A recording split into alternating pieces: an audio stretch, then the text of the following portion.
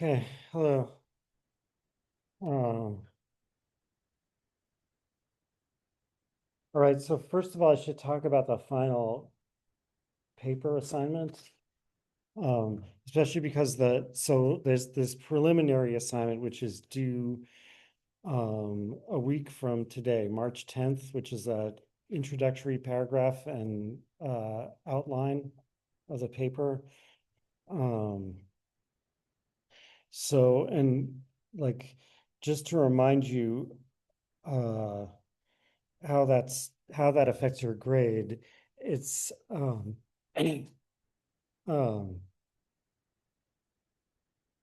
if you don't hand it in at all, your final paper grade will be reduced one step. So like from A to A minus or whatever.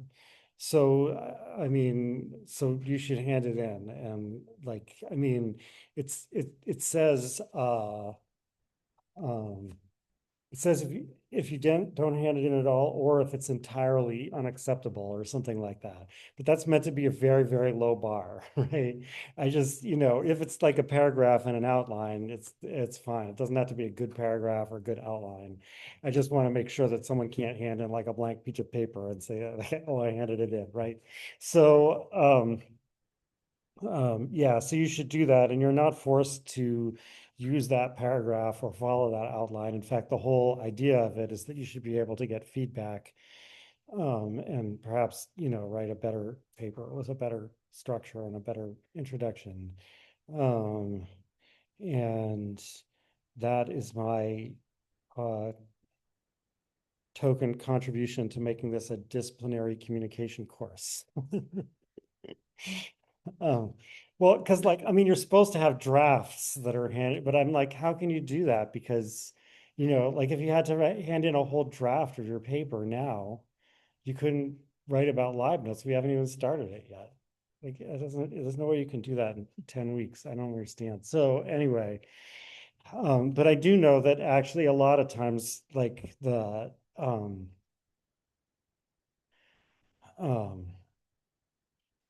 a lot of times papers seem to have a good idea in them, but they're like the good idea isn't mentioned until the conclusion. So, uh, you could, with a little feedback, you could possibly take the exact same argument and kind of turn it backwards, and the paper would be much better. Just for example. Um, right. So anyway, that's due a week from today. I should probably discuss the assignment more generally. Let's see. Oh, whatever. Um, it's fairly straightforward, but um, right. So it's 6 to 8 pages long, um, and it's due on March 17th. Um, and there's a list of suggested topics. So each of the suggested topics, you don't have to write about one of those topics. I think almost everyone usually does, but I'm open to the idea that you could write about something else relevant to the course. But if you want to, you should, this is not so much a requirement as advice. Like you should talk to me or James first before you start writing about something else. Um, uh, and the suggested topics are really long, like they're whole like paragraphs, but it's not like the idea is of that is to like open up more possibilities for writing the paper, right? It's not like a list of things that you have to get to. It's like there's a whole bunch of sub questions. The sub questions are supposed to be like, maybe you should think about this, or maybe you could think about this, or whatever, right? So it's just to like help you get, the idea is, what's best is if you get your own idea for something you want to say in the paper, and then that's your thesis, and then you prove it. Um, I mean, that's only one way of writing philosophy papers. maybe not even a very good one, but it's um, a good one for, well, first of all, it's like good practice to do that, even if you didn't really want to write that way in the end. But also, it's a good one, um, like as I sometimes say, like if Nietzsche were in this course, he would break every rule about how you should write a paper, or, but also Nietzsche also wouldn't care what grade he got in this course. Right. Like this is a good form because it's easy to for the grader to read it. Right. So um and let me see, what else do I want to say about this? Um I all of the suggested topics require um, use from at least two of the main authors, right? So all the suggested topics are basically like comparison topics. Um, I I think it's easier to write a good comparison paper than it is to write a good paper just about Descartes, let's say. Um, just because, confronted with Descartes, it's like a huge thing, like what does he mean? But if you ask okay, so what do Descartes and Spinoza really disagree about here? That's like that's um I don't know. I know it's helped for me to focus, to try to, it helps to understand both of them better if you try to figure out what they're disagreeing about. And I guess I should also say, so these papers are basically, at least the suggested topics are basically like interpretation papers. So meaning like ideally you want to say something original and arguable, right? So like something you can present an argument for. But what I'm suggesting is that that be something about what the authors mean, right? And again, it's probably for the same reason. Like if you sat down to write a paper about like does the world exist? That's really hard, right? And if the paper is Descartes right, that's pretty much the same thing, right? Because like Descartes says the world exists, right? And now you have to decide whether it does or not, right? Whereas I think like just figuring out what Descartes is saying is um, again, I mean, it's harder than saying whatever comes into your mind about where the world exists, but it's easier to say something good about that than it is to say something good about the first thing. Um, so that's why I'm suggesting that. Again, like if you really want to write about something else, you should talk to us about it. But um, and yeah, you can use other outside material if it helps you, if you think it helps your paper. I don't necessarily recommend that, but you can.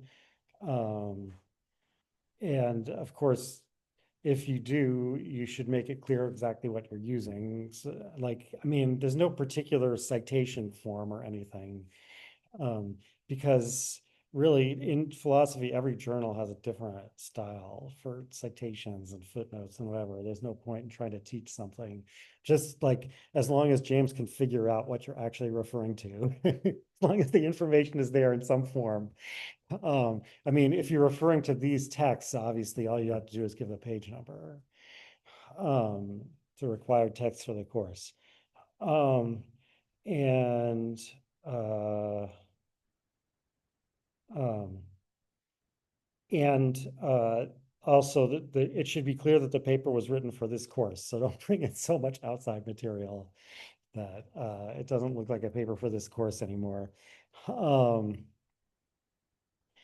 AI policy. I thought this was kind of obvious, but I've had a couple of other professors say, "Hey, I looked at your AI policy and it's really great. Can I copy it?" And I'm like, okay.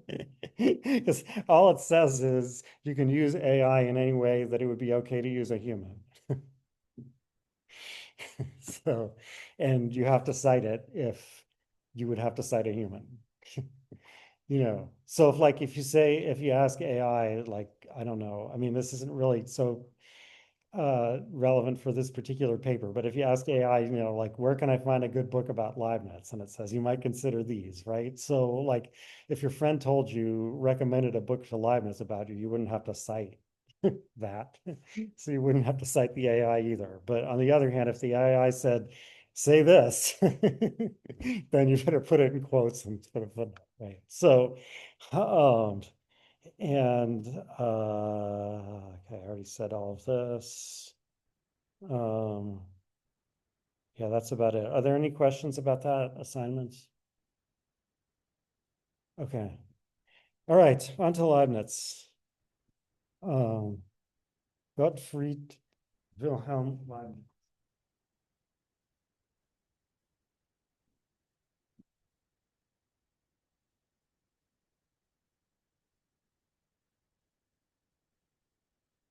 He was German, obviously. And his dates are 1646 to 1716.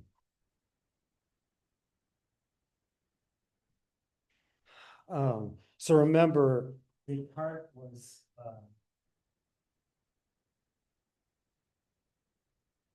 1596 to 1640, 1650. And Spinoza is 1642 to 1677. Um, so Leibniz was actually 4 years old when Descartes died. Um, and he did overlap with Spinoza. And as I think I mentioned before, he actually visited Spinoza in Amsterdam.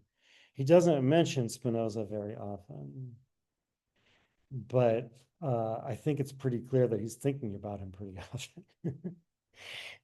um, uh, let's see, what can I say? So first of all, um, his father was a university professor. Someone told me his father was a philosopher, and that's not what I remember, and that's what I wrote down here. But anyway, he was some kind of university professor. Perhaps he was a philosopher. Um, right? I mean, that's actually quite different from Spinoza or Descartes, right? Like Leibniz, although like Spinoza and Descartes, Leibniz never had a position at a university, he never taught at a university. Um, he did come from an academic family, and he spent quite a while studying at the university. Um, um, so what he did, rather than work at a university, he worked for a series of German nobles, doing all kinds of stuff for them, studying all kinds of stuff, doing all kinds of stuff. Um, he was a diplomat, and uh, he was a library cataloger, and uh, um, he worked on mining, engineering, all kinds of different stuff. Um, and I mean, he was interested in all kinds of things. Of course, he was, I mean, again, like Descartes and unlike Spinoza, he played an important role in the history of mathematics and physics. Um, uh, and he had this whole conflict with Newton about who invented the calculus. Newton claimed that Leibniz had stolen it from him. I think it's now thought that that's not true, that Newton was being paranoid and they just invented it independently. But I mean, it's hard to, if you read Leibniz, it's hard to imagine he would do that, actually. He's extremely generous.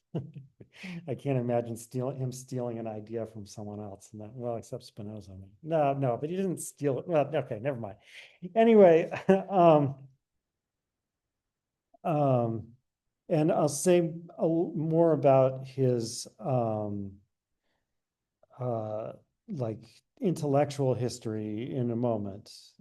Um, as far as the chronology of his works go, well, okay. So, first of all, like just in general about Leibniz's works, right? So, like what we're reading from Leibniz is from this collection, Philosophical Essays.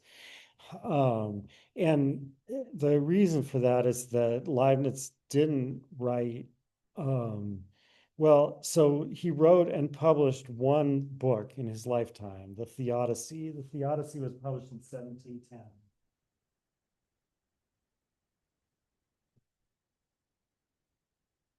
Um, and um, the the Theodicy is very interesting, but it's not a systematic presentation of Leibniz's views. I mean, in fact, although, well, I'll talk more about this in a second. I don't think there's anything in the Theodicy that Leibniz thinks is wrong, at least properly interpreted. But but he doesn't really expose his hardcore metaphysics in it.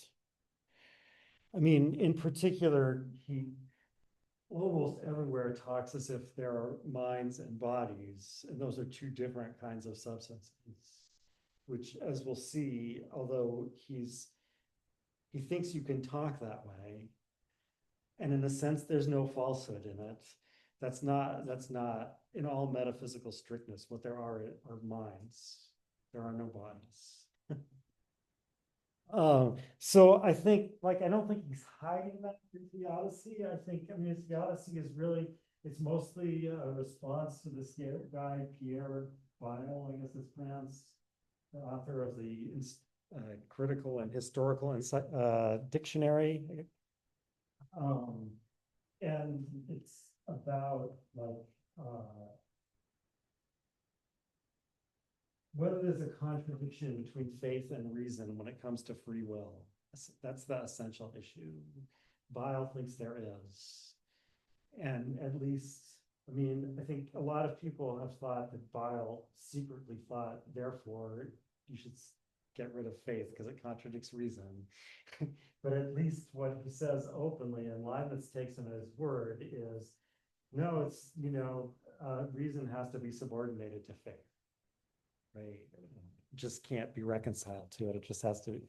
So anyway, and it's particular with respect to free will and predestination and original sin and all those issues. So the Odyssey is like a long, long discussion of that. And Leibniz brings in all like stuff he thinks about other things, but it's not the main purpose isn't to present his own metaphysics. There's also a book that wasn't published in his lifetime, the New Essays on Human Understanding.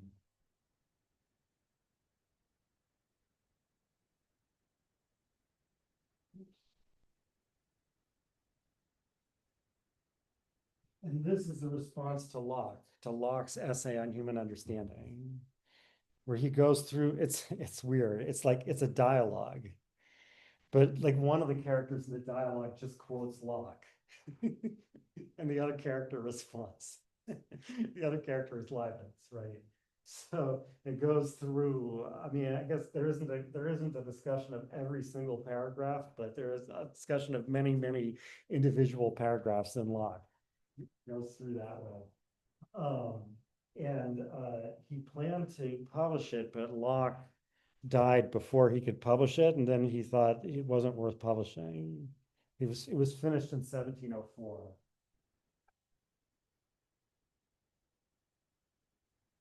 So it didn't end up getting published until, I don't know, the 1760s or something. Um, right. So these books are both really interesting, but they're not really a good place to go to get a summary of Locke's views. Um, he did write some things that are summaries of his views, and the most famous one is which will be the main part of our reading. It's called the Monadology. Um, uh, it's a very brief summary of his views. I mean, not super brief, but it's basically just like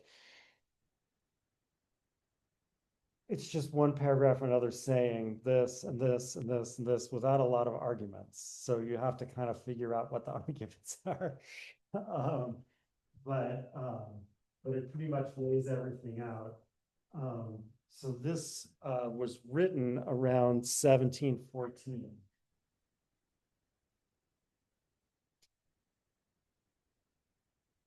But it wasn't published in his lifetime either. It was published by his students or followers. So his most important follower was Christian Wolff.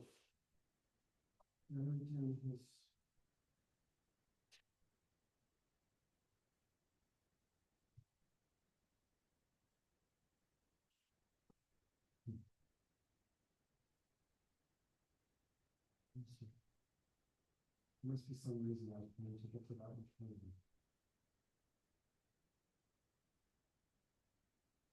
I didn't write down his dates, but anyway, um, uh, like this is something weird. Ariev, I think it's pronounced, and Garber in their introduction. This is on page Roman numeral 10. It's not part of the assigned reading or anything, but they say he never founded a school of thought as Descartes before him had. But even after his death, his works continued to be published and his views discussed. Well, he really did found a school of thought. Kant calls it the Leibnizio-Wolffian school. Right? And so Wolff, unlike Leibniz, did write these huge systematic presentations of his metaphysics. And he doesn't necessarily agree with Leibniz about everything, but he's definitely a follower of Leibniz. Um, but it wasn't just him either. There were other people like Alexander Baumgarten, whose textbook Kant used for his metaphysics lectures year after year. And there was a school, just like there was a school of Cartesians. So like it was Christian Wolff and I forgot someone else who first published the monadology in translation in 1720. It was first published in German and then shortly afterwards in Latin. The original was in French. So the original actually wasn't published until 1840 for whatever reason. Um, so so this means something weird about Leibniz reception, right? Like what people thought Leibniz said, because like if you were thinking about what Leibniz thought right after he died in 1716, and you weren't on, so like a lot of people were in on it, I think, right? Like Christian Wolff and his friends and whatever. But if you weren't in on that, like you didn't have access to um, the like systematic presentations of Leibniz's metaphysics. And then like you had to wait as pieces of it came out. um, so um, um, all right. So anyway, that's why what we're reading, in addition to monadology, little pieces from like letters Leibniz wrote, from papers he published in journals in his lifetime. Um, and also this thing called a discourse on metaphysics. The discourse on metaphysics also, I know, was not published in his lifetime. I don't know when it was first published.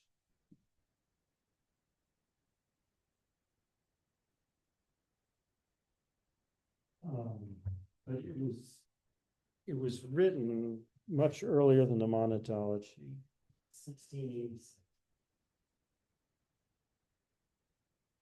We've been reading some things for that too, and some of the reading for today was from that. There's a lot of controversy about how much Leibniz changed his mind between 1686 and 1714. Actually, so Dan Garber, who's one of the editors of this collection, I used to know him, and I guess I still know him, but I haven't talked to him for a long time. But anyway, I used to know him, and I said to him, like, I've been using your book to teach Leibniz, and then I said, yeah, I really think Leibniz didn't change his mind that much between the early period and the late period. And Dan said, oh no, because we arranged this collection specifically to convince people how much change there was from the early period to the late period. But I mean, you'll see pretty soon, even today, when I start talking about Leibniz's views on how to interpret texts, why this can be a difficult thing to figure out about Leibniz, because he does believe in, I mean, I think, like I said, if you read the Theodicy, which he published in 1710, you might have no clue about some of the details of the monadology that aren't mentioned or aren't mentioned explicitly in the Discourse on Metaphysics. And you might even think that he was saying the opposite of it, right? Again, saying that, and that's part of one of the things that's supposed to be changing here. Like, does he think there really are bodies? So, but like I said, Leibniz thinks that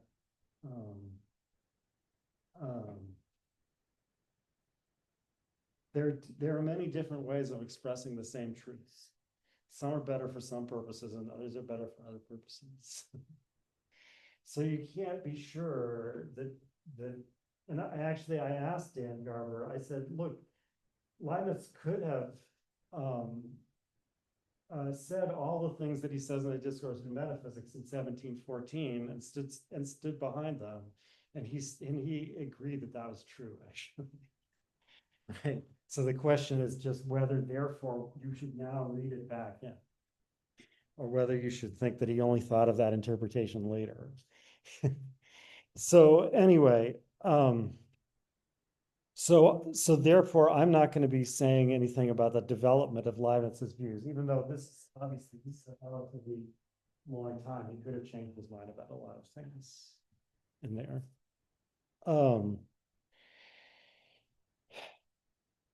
Okay.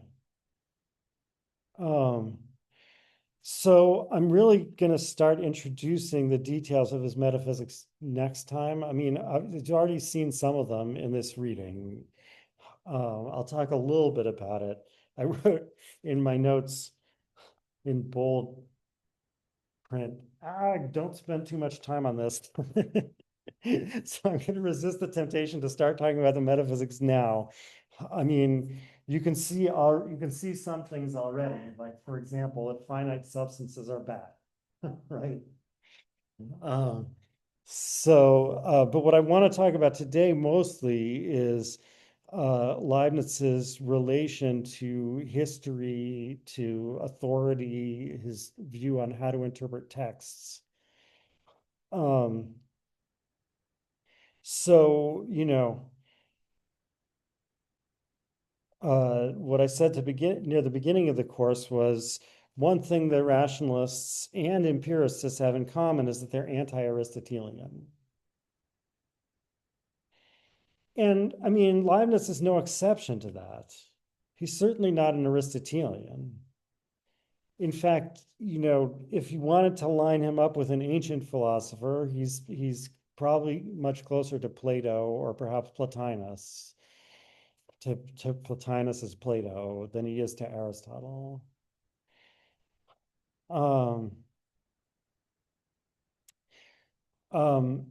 But he's continuing to think about the issue about, like, okay, in what sense and why should we be anti-Aristotelianism? Like, what was wrong with Aristotelianism?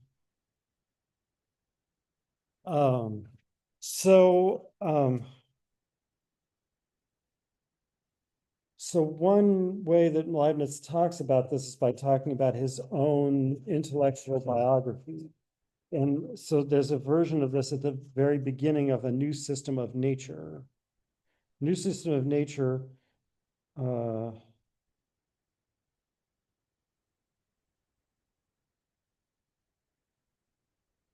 yeah, it was published in 1695.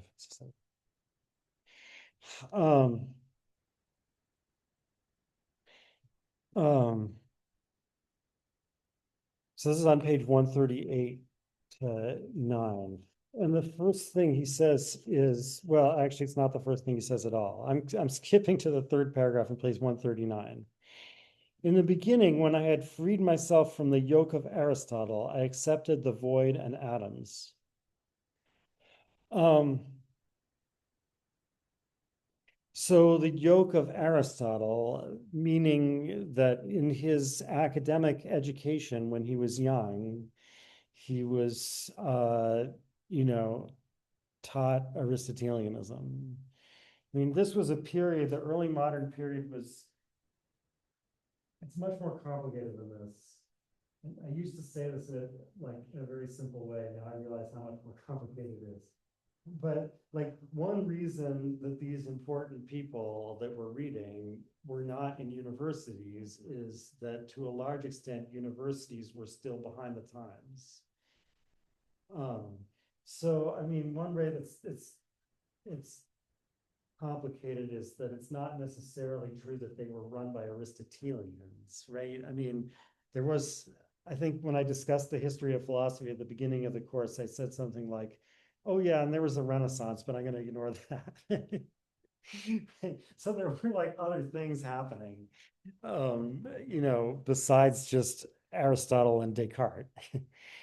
um, but um, but yeah, so like having this more academic background means that I mean, Descartes had it too in the school he went to, La Flèche. Um, Spinoza had a different kind of scholastic education, I guess. Um, but yeah, anyway, so he's saying that when he was young, he was under the yoke of Aristotle. Um, Other places he said he read a lot of Plotinus when he was very young already. So I think even that, even this statement is even applied to Leibniz is a little bit oversimplified. So anyway, in the beginning, when I had freed myself from the yoke of Aristotle, I accepted the void and atoms, for they best satisfy the imagination. I mean, that part about satisfying the imagination is a kind of a dig against mechanism, right? He's saying, I mean, so this is some form of mechanism. This isn't exactly Cartesianism, right? Because Cartesianism doesn't have atoms or a void. It doesn't have atoms because it doesn't have bodies that are literally indivisible, right? Every body is divisible into smaller bodies, and it doesn't have a void because, as we know, well, depending on how you look at it, it either doesn't have a void or it only has a void. There's no difference between space that's occupied by a body and space that's not occupied by a body. Therefore, a vacuum is impossible. Um, so, um, so like who exactly he has in mind, I'm not sure, but or maybe he's kind of thinking, I mean, he might be thinking of Gassendi, he might be thinking of ancient atomism and like kind of merging it with modern mechanism. Galileo, I guess Galileo believes in, does he believe in atoms? I don't know. I should know more about Galileo. Anyway, it's like he's talking about that vicinity of things, right? Void and atoms, meaning that what there are bodies and they act on each other by like banging into each other.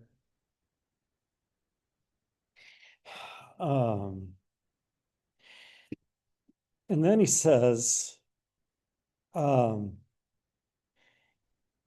and um, I mean, he says earlier, so I'm reading this out of order, but he gives more of an explanation of why it attracted him towards the top of the page here. I had penetrated far into the territory of the scholastics when mathematics and the modern authors made me withdraw from it while I was still young. I was charmed by their beautiful ways of explaining nature mechanically. And I rightly despise the method of those who use only forms or faculties from which one can learn nothing. Right? So he's saying like mechanism attracted him because it doesn't involve occult properties. When you want to explain something in nature, you can explain it based on the nature of bodies. And if you read the excerpts from the Leibniz-Clark correspondence that I assigned, you'll see him like maintaining that against Clark, who's basically a mouthpiece for Newton. Right? Since Leibniz wanted to correspond with Newton, but Newton was like not speaking to him because he stole the calculus. So instead, he had this correspondence with Newton's follower, Clark. But I think we now know actually that like some of the manuscripts of Clark's responses are in Newton's hand. So Newton literally wrote some of it, and presumably had a lot of input onto in the rest, right? And Leibniz, like uses as an example of a miracle of the highest sort, a body moving around in a circle in a vacuum. Because there's nothing pushing it. And so it should move off in a straight line with a constant velocity.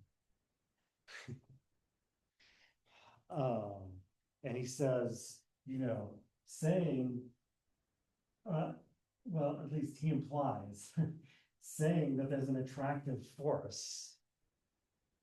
I guess maybe he even says this. Saying that it's an attractive force doesn't explain anything because attractive force isn't something that can be understood from the nature of body. It's an occult property. It's just as good as saying that explaining the action of opium by saying it has a dormitive virtue. Right? Like you're saying this um, this like knocks this off its course because it has an attractive virtue.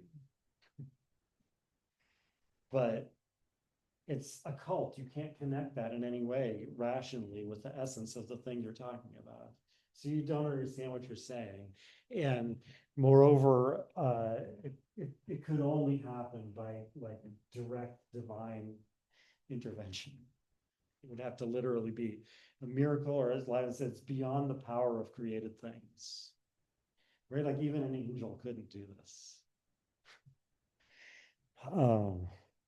I mean, Leibniz sort of believes in angels and sort of not, but in any case, so right, so that's he's saying these beautiful mathematical explanations, which are clear and don't involve anything like this. That's what drew me away from the scholastics towards the modern mathematical physics. By which, again, I mean, the point isn't just that you can use mathematics to do it, right? Of course, you can use mathematics to explain the orbits of planets, but the point is that it's only the mathematical properties of bodies that enter in, right? It's their geometrical properties that enter into the explanation. But now, right, and in a discourse on metaphysics, he calls this is in section 11 on page 43. I know that I am advancing a great paradox by attempting to rehabilitate the old philosophy in some fashion.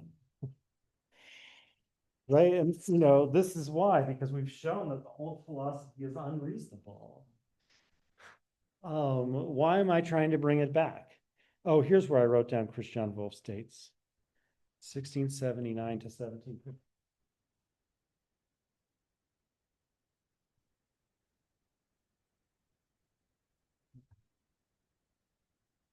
Um,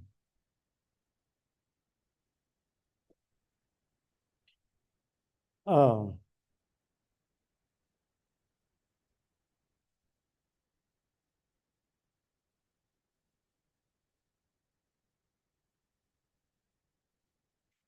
so,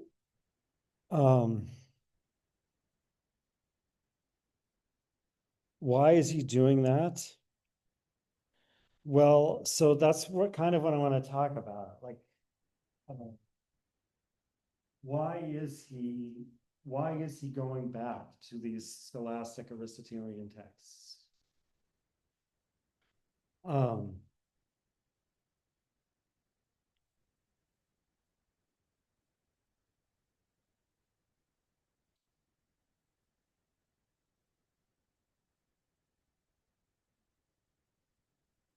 so um,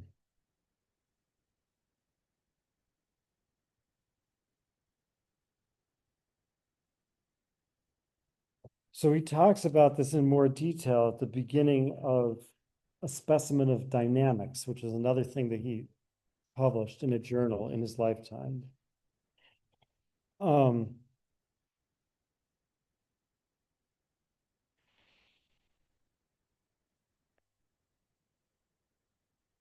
so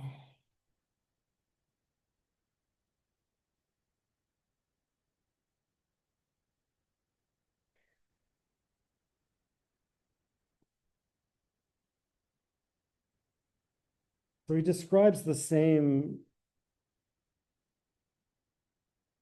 uh, describes the same conclusion here. Elsewhere, we urged that in, this is on page 118, also we urged that in corporeal things,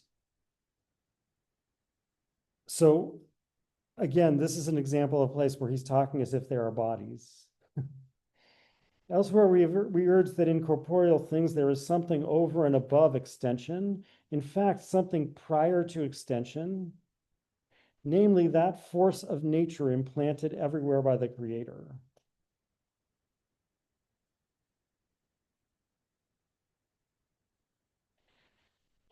Um, it's prior to extension, meaning that the reason it has to be prior to the extension is the whole problem about this body is you say it takes up space, but it takes up space with what?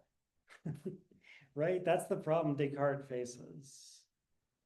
So Leibniz says there has to be something else first that's going to get spread over this space. Extension has to be extension of something. An extension of what? Extension of force.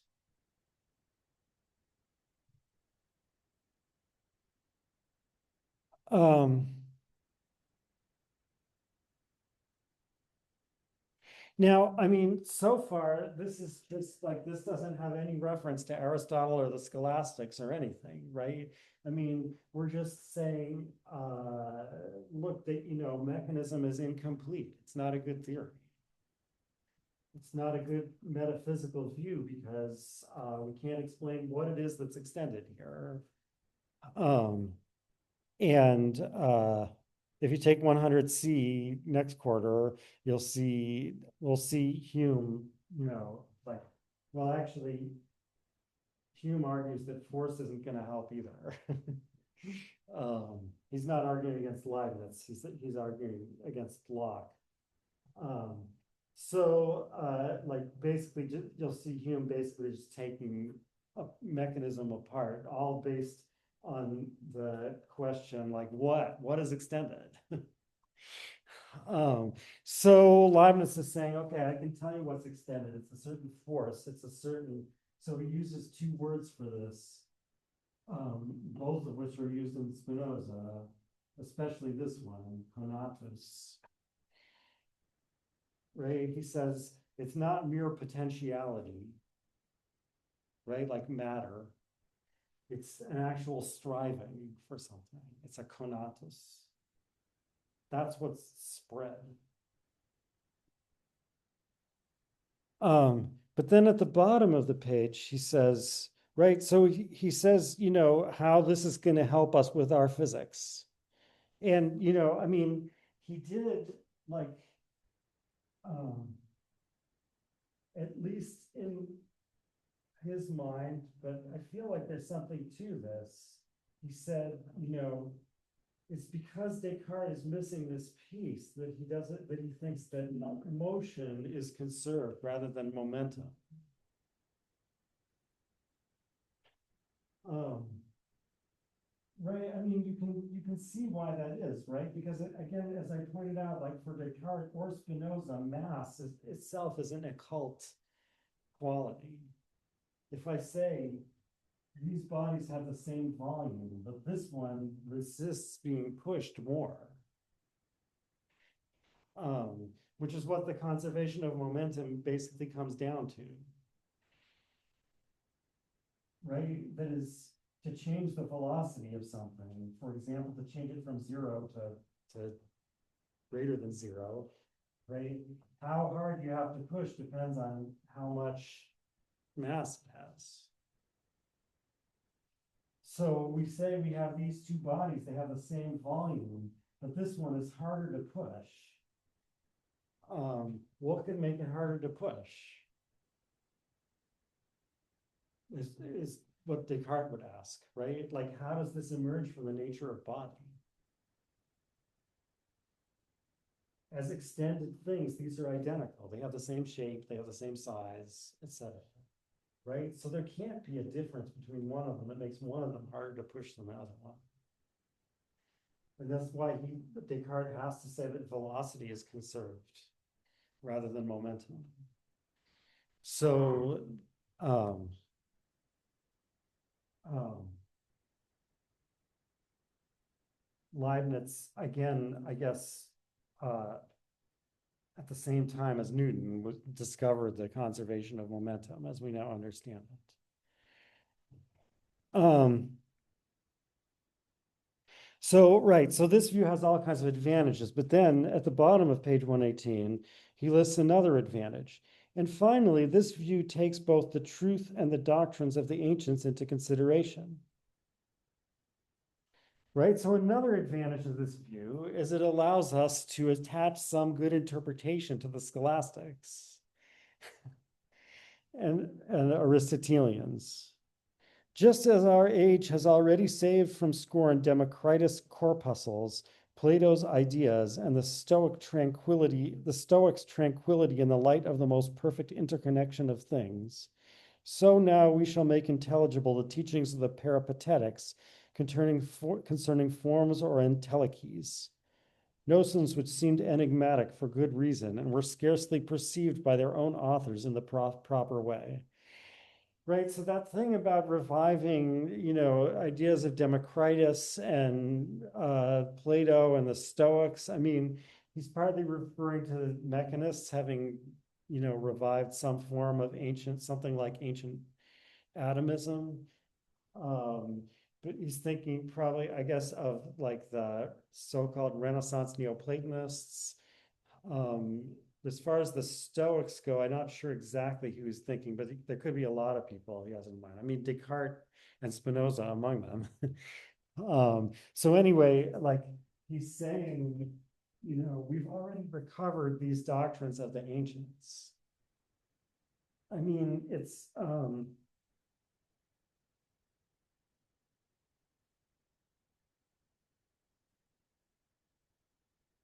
so the Renaissance, as opposed to the early modern period, was like marked by people not so much, again, this is oversimplified, but not so much inventing like new original ways to go forward, but like trying to get rid of what they saw as the scholastic, you know, um, accumulation that had like hidden the actual doctrine of the ancients, right? So like learning Greek,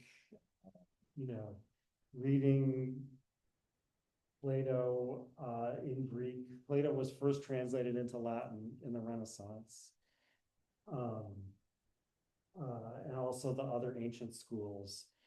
Um, so Leibniz is saying, and now an advantage of my new physics is that we can do this with Aristotle too, and the scholastics. So you can imagine like this is a great paradox, right? The other people are like, no, that's what we were trying to get rid of, right? Like, oh, a great advantage is now I can do the same thing with the scholastics that you did with Plato, and right? So, Um, so why is this an advantage? Right? I mean, it's like listed as a separate advantage from the fact that the physics is present. That's the thing I'm trying to point out. There's some value to go to reviving these uh, doctrines that have been rejected. And even though, again, as he says, they have to be reinterpreted, right? They were scarcely perceived by their own authors in the proper way. So the advantage of bringing these things back and reinterpreting to get a good sense out of them, right? Like exactly what Spinoza says he shouldn't do, right? Remember, Spinoza, that's what Spinoza criticized Maimonides for doing.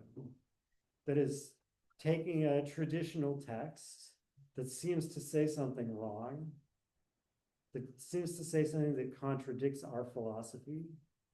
So in Maimonides' case, it seemed to contradict Aristotelian philosophy, right?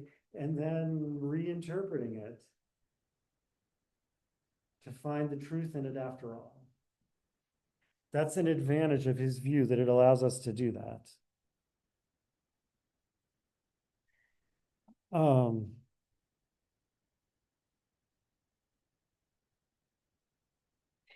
so, um, why does he want to do that? So, I mean, one reason you can imagine he wants to do it is um, because he wants to show that the new physics is not inconsistent with traditional church doctrine. Um, and um,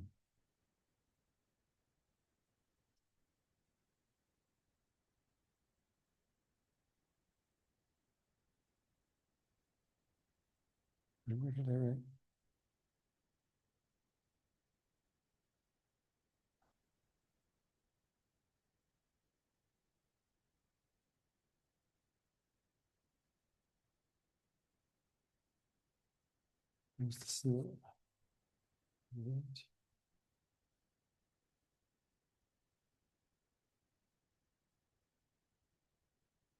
Yeah, sorry. So going back to the beginning of A New System of Nature on page 138. Um, A few years have already passed since I conceived this system and communicated with some learned men about it, especially with one of the greatest theologians and philosophers of our time. Right? This was, as they say in the footnote, Arnaud.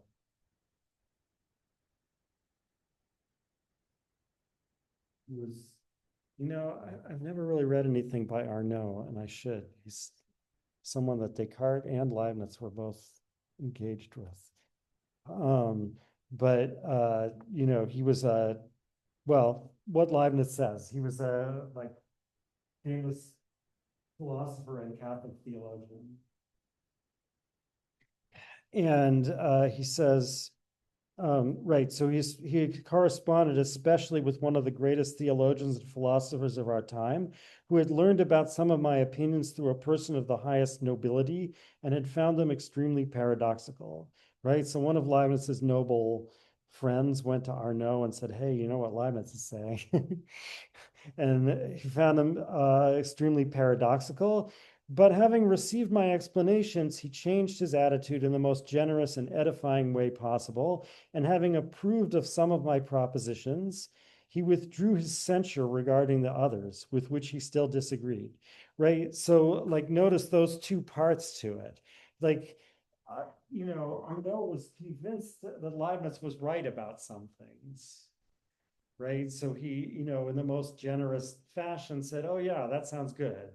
But in some ways, more important, there's other things where he said, I still think you're wrong, but it's not heretical, right? He withdrew his censure from it.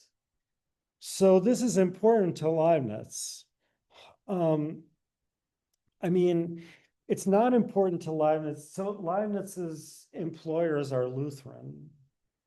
Um, and uh, um, or Lutheran sympathizers, and he basically lives in Lutheran places, Protestant places.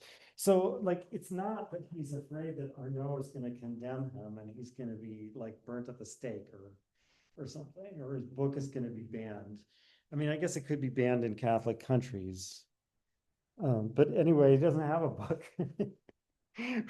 So, uh, so it's not that, but um, I think Leibniz is being careful for, um, so to speak, diplomatic reasons, because one of his projects is to try to reconcile Protestantism and Catholicism.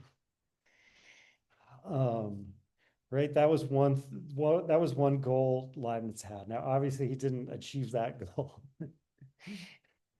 but I think he did make some progress on finding formulations that Catholic and Protestant theologians could both agree with. He talks about that to some, a lot in the Theodicy.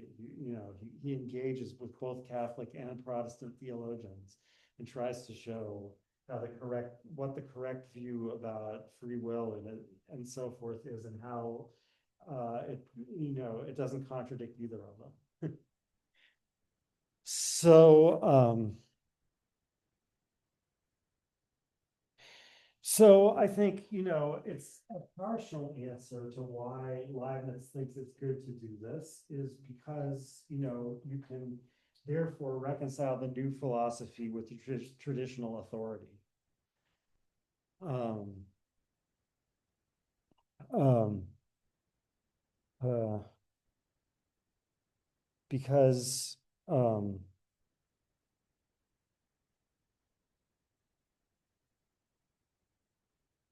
he wants people to understand each other and be at peace with each other, right? Like Spinoza talks about that, but Leibniz actually tried to do it. um, so, any case, I think that's like a partial explanation, but it doesn't really. I mean, this is similar to something I said about the ethics, where Spinoza's ethics, where I said, if you were to see this as kind of an attempt to convince a certain kind of reader that there's a metaphysical truth that they should believe in, and therefore like keep them tame and not like uh, um, politically agitated. um, right, I mean, that would be a kind of view about the relationship between the ethics and the theological political treatise, which would say that Spinoza actually isn't serious about the metaphysics and the ethics. Or, I mean, he's serious about it, but not because he thinks it's true, but because he thinks it's useful. Um, but um, but what and what I said about that is like it's unsatisfying, and a lot of explanations like this are unsatisfying because you say to yourself, well, but this is a lot of trouble to go through for that.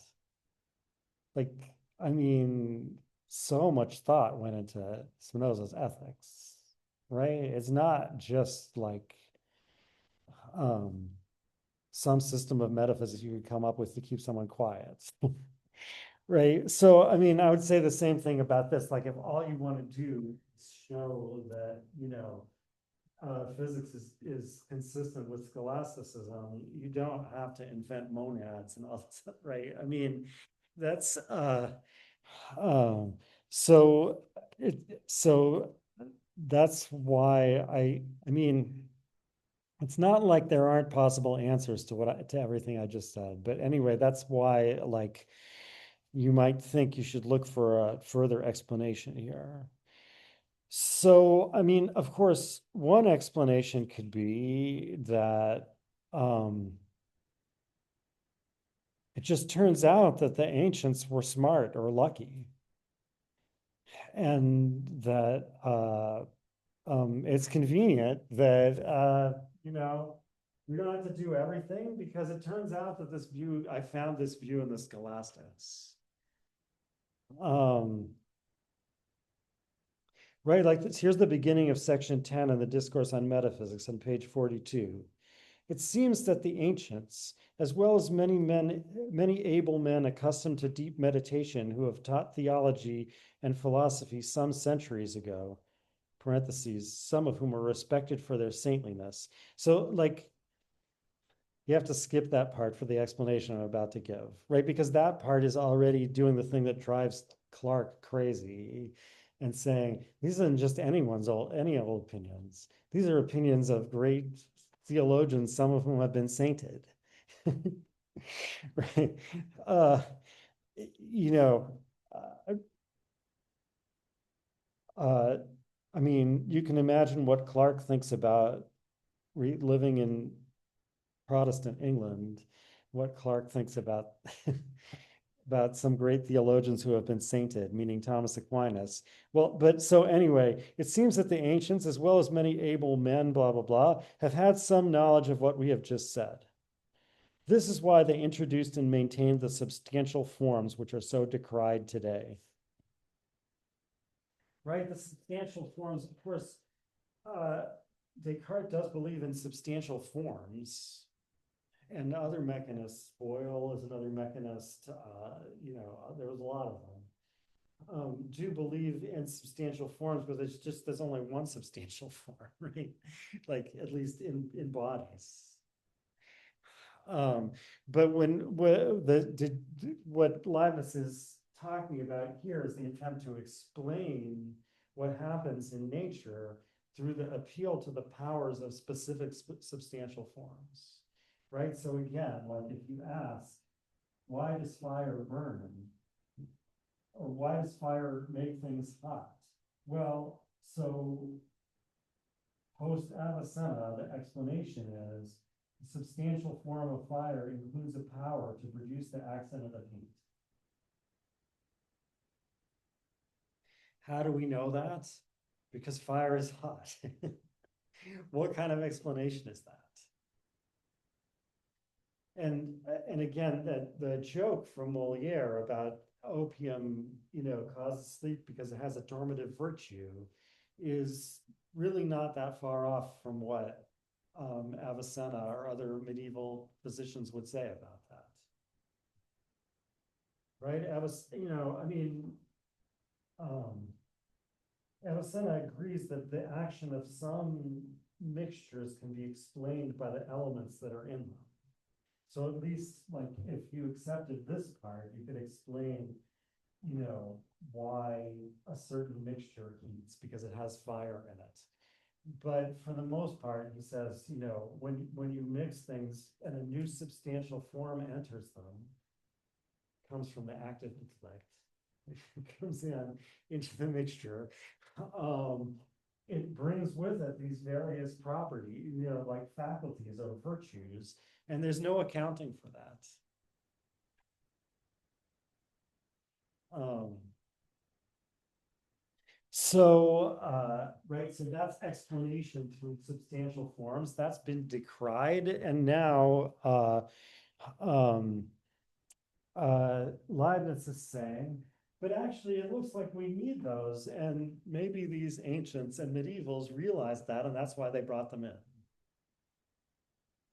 Right, so this is a way of thinking of the history of philosophy that a lot of people do, although um, most people, I guess, criticize someone else for doing it, which is what I'm about to do, right? And claim they don't do it themselves. But like, where you think of the history of philosophy as kind of like a giant bag full of ideas, right? Like proofs, theories, whatever, things that people have said. And so why is it worth reading the history of philosophy? Well, you might get lucky and find a good idea that, you can use in a contemporary debate. So there's like people in the journals have been debating, is it X or is it Y? And you're like, oh, look, but, Thomas Aquinas said has this alternative that's neither X nor Y. So then you can use that to move the contemporary debate forward. Um,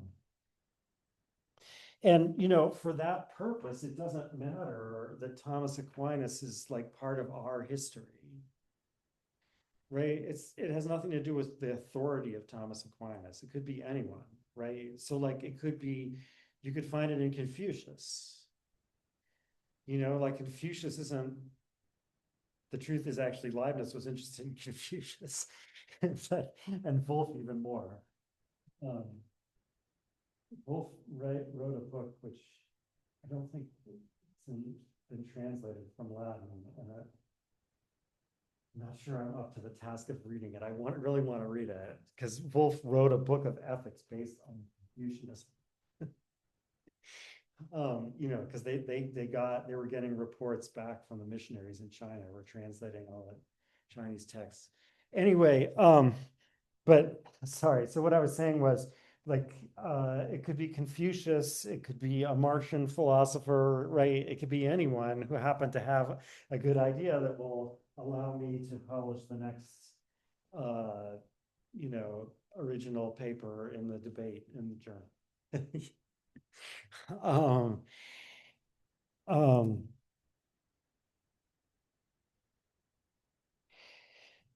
but I think it's clear, and even if you put back in the part I was saying to skip, it's clear even here, and it's even more clear in that thing at the beginning of the discussion of dynamics, that there's more to it than that for Leibniz. So, right, so here's the bottom of page 118 and the top of page 119. Furthermore, we think it is necessary not to destroy this philosophy accepted for so many centuries, but to explain it in such a way that it can be rendered self-consistent, where this is possible, and further to illuminate it and augment it with new truths. This plan of study, so that's saying that, it's because this philosophy was accepted for so many centuries. And I think, well, maybe it's not clear yet, but it was accepted by us, right? I mean, um, um,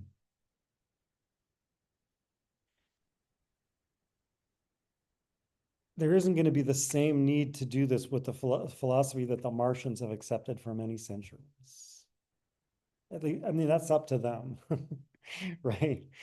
Um, I think you can see this from the way he goes on. This plan of study seems to me the one best suited both for judiciousness in teaching and for the benefit of students. It prevents us from appearing more eager to destroy than to build. And okay, so far, if I just stop there, it sounds like it means um,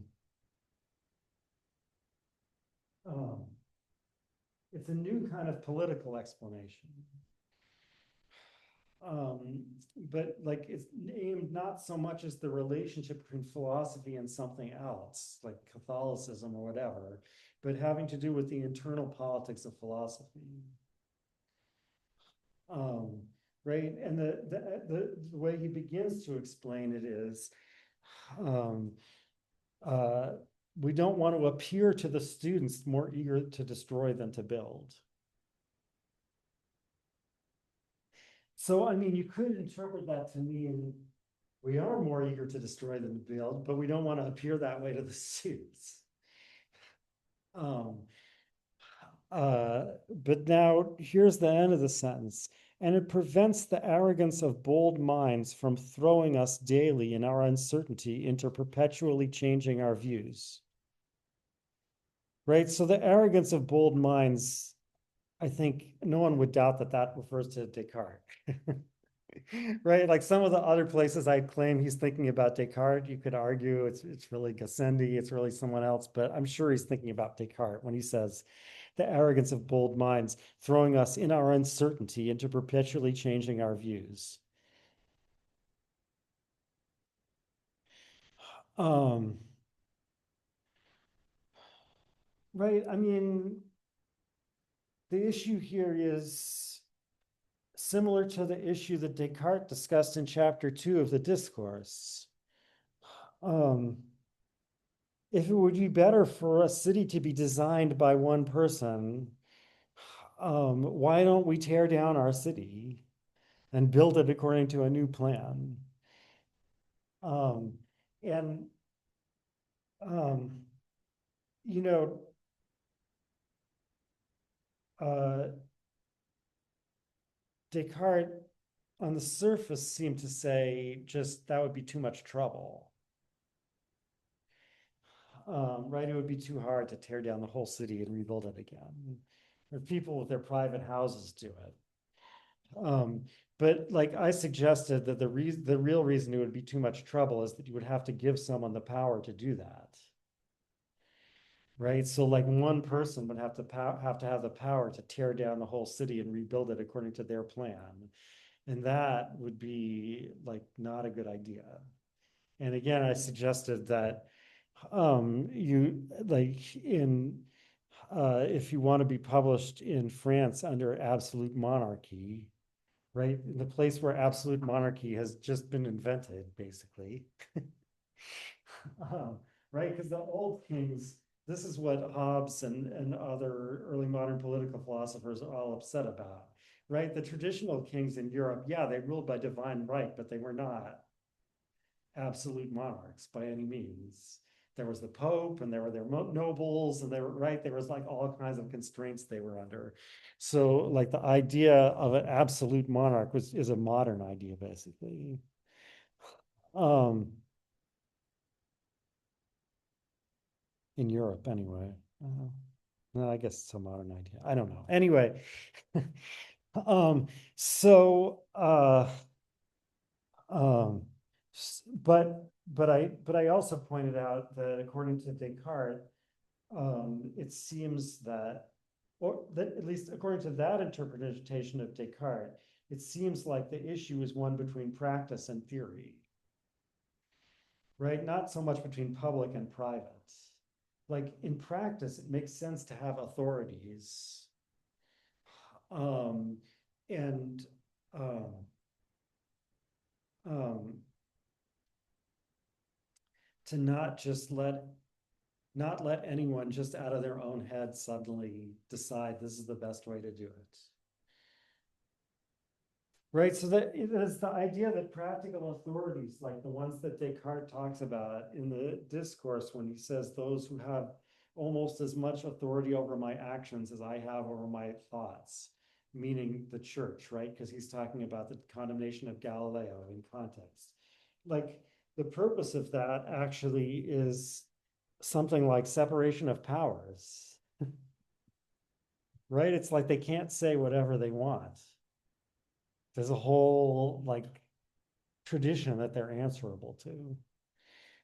Um, but in case of my opinions, Descartes thinks there's no need for that, right? Because remember, as he says at some point in the meditations, there's no danger of can come from there's no danger of error, or sorry, there's no danger or the two things he says. Anyway, there's there's no yeah, it's danger or error.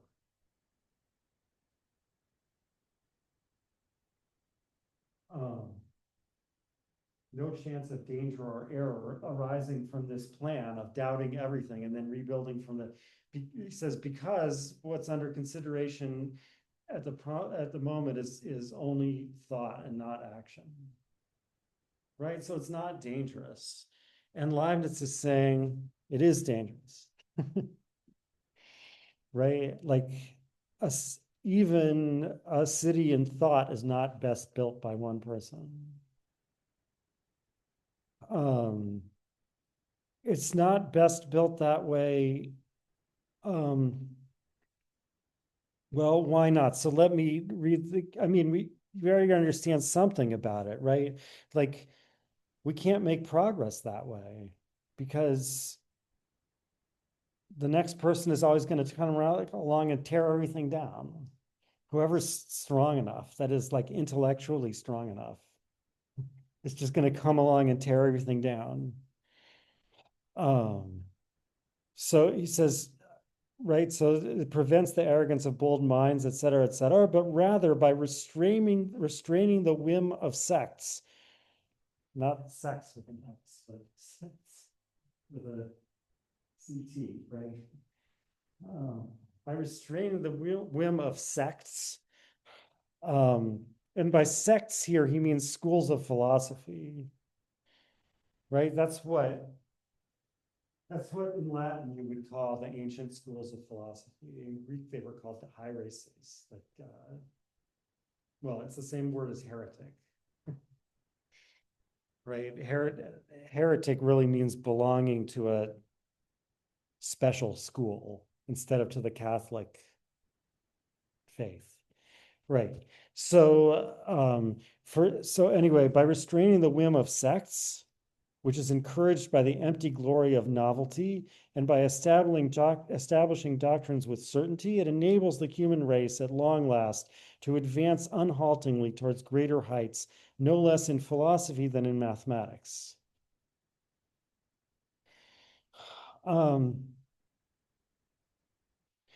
So, in other words, it turns out that what was really wrong with Aristotelianism, so Aristotelianism was a sect. And, you know, Leibniz, despite the fact that he actually did found a sect, but this is true of most people who say you shouldn't found a sect, that they did. Well, I guess actually, no, most of them probably didn't, but we've never heard of the ones who didn't. Right. So, uh, right. So anyway, Leibniz is saying that sects are bad for progress.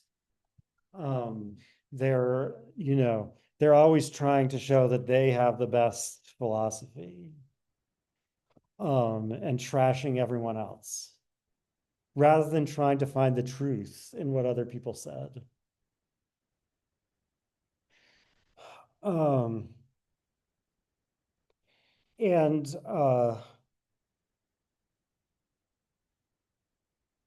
the idea is that Cartesianism actually made it worse rather than better, right? That is the new sect that Descartes founded, exacerbated this problem.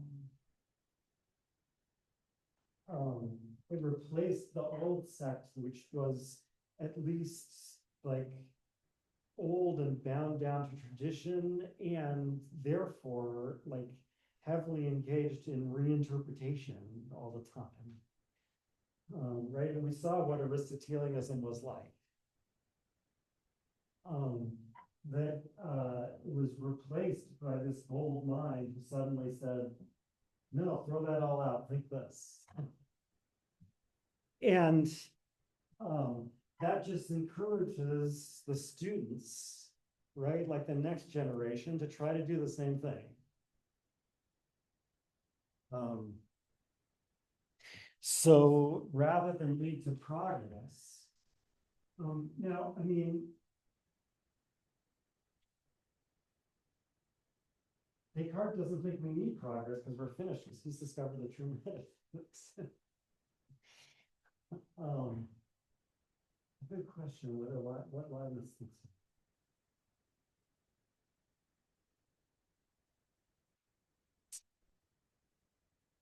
I mean, certainly lots of philosophers think that. Kant thinks that. Hegel thinks that, right? That yeah, we needed progress in the past to get up to me, and now we're done. um, well, I mean, it's funny, but on the other hand, it's like to imagine saying something else a little bit tricky, right? Because to say something else is to say I'm telling you something, but it might not be right, or it's definitely not right. We need more progress. That's weird, right?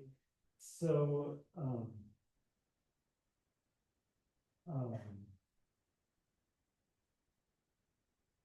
I mean, eventually we've kind of somewhat learned to think that way, but it's not easy to think that way. So in any case,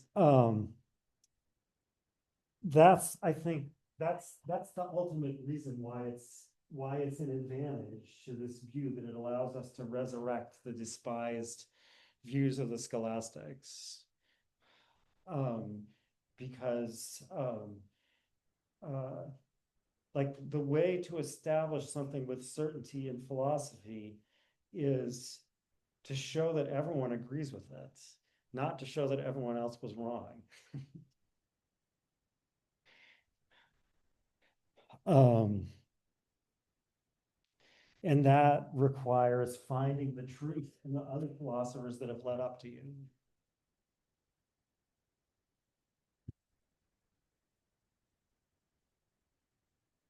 Um,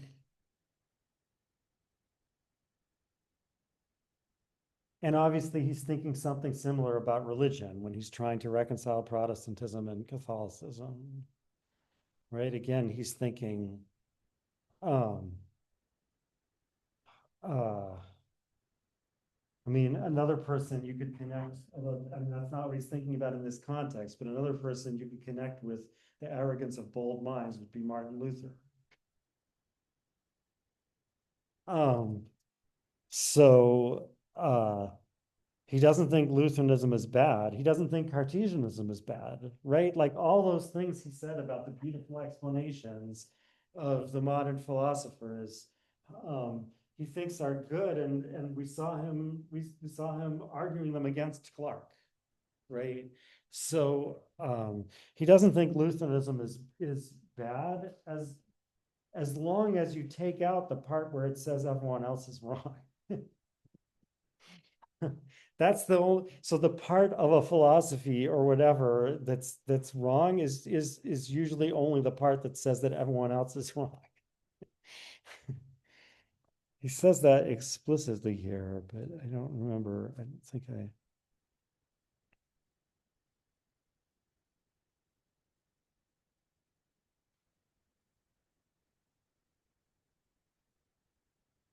don't remember. He says that explicitly somewhere in this reading, right? That you know, there's much of value in every school as long as you ignore what the bad things they say about the other ones. Um, yeah, I would like to do that too. I did once almost fall asleep while I was lecturing. I was so tired. I think, All right. Anyway, how much time is left? A little bit. So just like an example of how this works, um, I think as usual, I may not have any time to say anything in detail about the Leibniz-Clarke correspondence, which is too bad. But this example is more important, so I'll see what if I can get to it.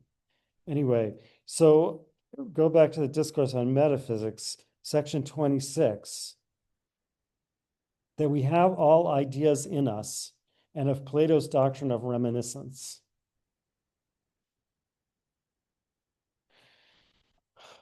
Right. So in section 26 is where he begins to develop his views about various things. So, like at the end of the first paragraph of section 26 on page 58, he says, "For our soul expresses God, the universe, and all essences, as well as all existences." Um, Maybe I should start one sentence before. And I believe this quality of our soul, insofar as it expresses some nature, form, or essence, is properly the idea of the thing which is in us and which is always in us, whether we think of it or not. For our soul expresses God, the universe, and all essences, as well as all existences. Right? So what he's saying is, like, when it seems like we first get the idea of something by, let's say, observing it, actually that idea was in us the whole time. Because our soul expresses everything, including all essences, um, uh, and it always has expressed it. Right. So, in other words, a monad is uh, a little bit like one of Spinoza's attributes. Every finite substance expresses the entire essence of God. Um, How could that be? Well, I mean, the first answer is they don't express it clearly and distinctly. They don't express it all at once, clearly and distinctly. It takes time for it to unfold. Um,